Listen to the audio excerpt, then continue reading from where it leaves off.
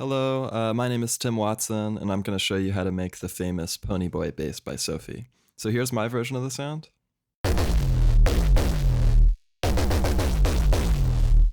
So I think mine is pretty close. So I could probably get a little bit closer if I spent more time tweaking it, but I think it's close enough, and it sounds good to me. And as far as I know, this is the closest recreation you can find on YouTube. So I think if you're on this video, you're in the right place. So let me show you how I made it. So for a quick overview of the sound, I made it with two different layers of serum. The first layer makes up the vast majority of the sound, and the second layer just adds a little bit more of that bubbly, sort of squelchy wetness that, to me, really is the most exciting thing about this bass sound. And the second layer, I think it's actually optional because the first layer really makes the bulk of it. So within that first layer, you need to use these two waveforms. The first is called I Can Has Kick, which sounds like this. You can see these sorts of signs folding over on themselves. And if I push this down the octave, you can probably hear already sort of the character of the Ponyboy bass in that oscillator. And then on oscillator B, we're going to use the analog BD sign. This is what we're going to use for the sort of 808 doo-doo sort of part of the sound. That should be down an octave too. And actually, I'm just going to push these down an octave in 3 semitones, just so I can hit C and have the right note come out. And then with the wavetable position for oscillator B, push that all the way to the right. So we have these little irregularities that add sort of a saturation or harmonic color to the sine wave. And then you're going to need 9 unison voices on oscillator A. Push the level to noon and leave oscillator B as it is. So now we need to add some envelopes. So first I'm just going to get the basic volume envelope happening.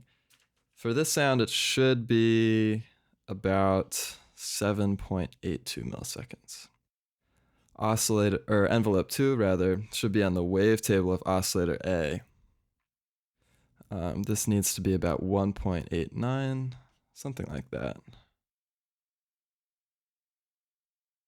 And the envelope should start sort of right before 0 and go up to right before 50% on the wavetable position.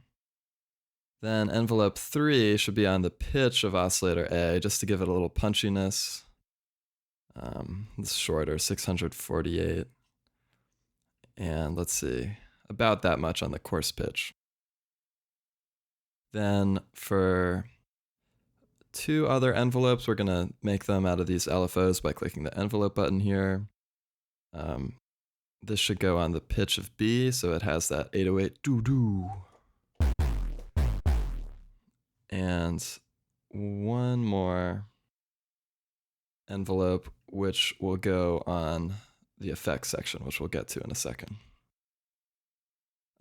So before we move on to the effects, I'm just going to add a little filter here to filter out some of the extreme highs, because we're about to do the magic step, which is adding this linear fold distortion, which really makes the sound come together. So check this out. So this is a very sensitive knob. Anything up here, too noisy, but around this 15, sort of 10 to 20% area, that's really the money zone for this sound.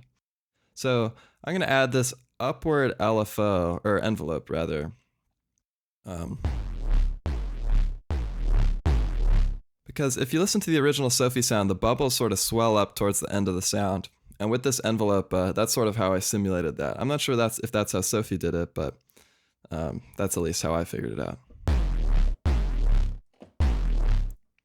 Now we just have to add 2 modulation effects, a quick flanger and a phaser, both with default settings and the mix around 30%. That's going to add just a little bit of harmonic movement and waviness, which I think is nice. So before any post-processing, this is what the bulk of the sound is like on Serum. But once I add some EQs and a little bit of saturation, the sound is going to really get some life to it. So this is step 1. So now we're going to start the bubble layer of this sound. So open up a second instance of Serum, and you're going to need this waveform in the analog section, BS2 sub saw. Get 2 of those. Here I'm just copying A to B just as a shortcut. And then, so really the key with any of these bubbly Sophie sounds is to use waveforms that have a lot of like jagged angles, like this straight line here, and push them way down with the coarse pitch until you can sort of hear these clicks. So those clicks combined with a sine shaper or some sort of linear folds make these bright, airy bubbles that you hear in a lot of Sophie songs. I'm not totally sure this is how Sophie does it, but I'm 90% sure. And I just, you can do it with a lot of different waveforms, but I was sort of digging the sound of this one today, so I decided to make it with that.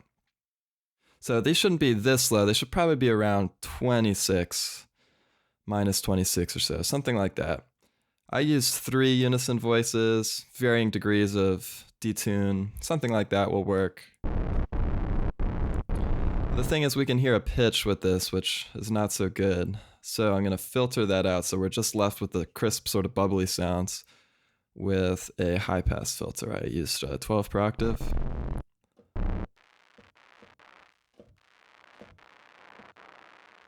Somewhere around here, maybe 2400 hertz or so. So to make this really pop, I used a sine fold in the distortion section right here. Pretty high up. Right, you can hear now it's really starting to get some of that crisp airiness. And then a phaser with different settings. This is how I set the phaser up. So low depth, frequency, and feedback, low rate, and then mix all the way up. Then the final and maybe most important step is adding a comb filter. I use the Comb H6 Plus with a frequency around 40, a very high resonance, no drive, and then the high pass frequency sort of 75% or so. And then with a mix around 35%. So this will add that metallic sound that is really important for making some of these Sophie type sounds.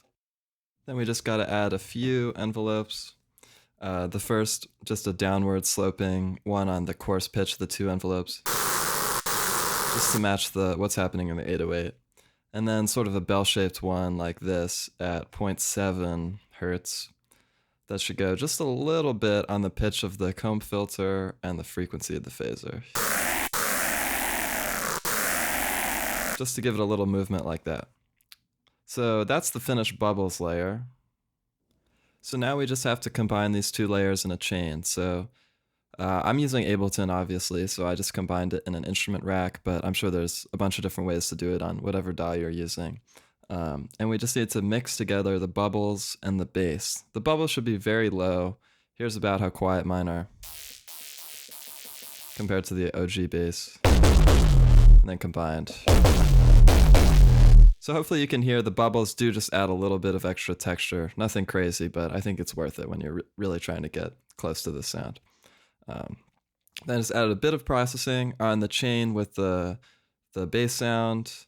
I just added a Fab Filter Pro Q. You could do this with any EQ. I boosted the sub and cut a lot out at 220. A pretty common technique in EDM, just to cut out some of the mud around 200 just so you can boost the sub higher. And then on the chain with the bubbles, I added another Pro Q, just cutting out more of those lows. I just really only wanted the texture of the sound, none of the pitch, so just making sure all the pitch is out of the way. And then on both of those sounds together, I have a UAD Neve 1073, just adding some saturation, some glue, and a little brightness with this shelf here that sounds really good. You can do this with any sort of saturator. You could do it with decap, probably some of the default Ableton ones. But just as long as you're gluing it together at the end, helping those 2 sounds stay congealed, and just adding a bit of harmonics, a bit of compression. And then finally, after the Neve, I have a Fab Filter Pro Q, cutting out some harshness around 1500, 2K, something like that.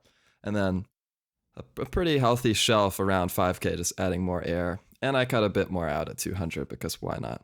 So this is the final result.